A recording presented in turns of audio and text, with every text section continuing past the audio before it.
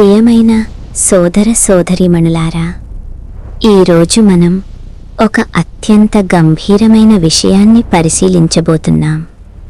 ఈ భూమి ఎప్పటికీ ఇలా ఉండదు. ఒకరోజు ఇది అంతమవుతుంది.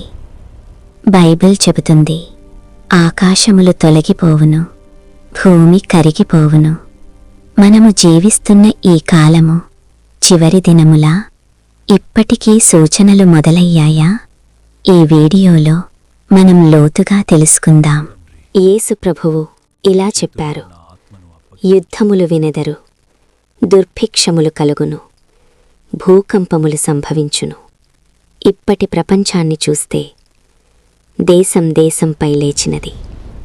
ప్రకృతి కోపంతో ఉప్పొంగుతోంది. మనుషుల హృదయములు చల్లబడుతున్నాయి. పాపం పెరుగుతోంది, ప్రేమ తగ్గుతోంది.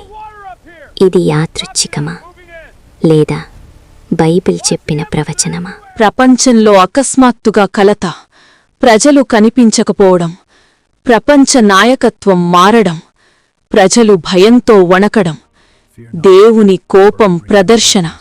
ఆకాశం తెరుచుకుంటుంది. తెల్ల గుర్రంపై రాజాదిరాజు వచ్చుచున్నాడు. ఆయన కళ్ళు అగ్ని జ్వాలల వంటి. ప్రపంచమంతా ఆయనను చూచును. దేవుని మహిమ ప్రకాశిస్తుంది.